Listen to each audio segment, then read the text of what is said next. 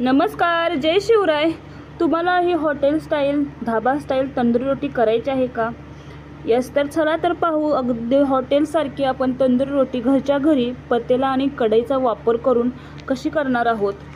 अगदी super tasty अशी आपली गव्हाच्या पिठापासून आपण बनवलेली ही तंदुरी रोटी, अगदी मैद्याचा वापर न करता ही तंदुरी रोटी केलेली आहे।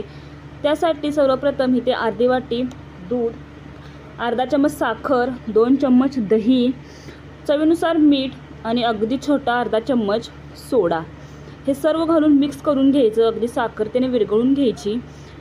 आता इथे आपण 2 कप गव्हाचं पीठ, इथे मैदा वापरलेला नाही, अगदी गव्हाच्या पिठापासून आपण ही रोटी तयार करणार आहोत।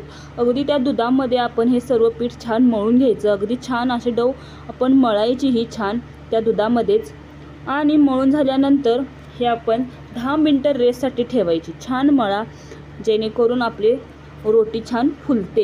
अशा प्रकारे रेस्टसाठी ठेवायची। आता अगदी छोटा गोळा घ्यायचा आणि छान लाटायची रोटी, ही अगदी छोटी रोटी लाटायची।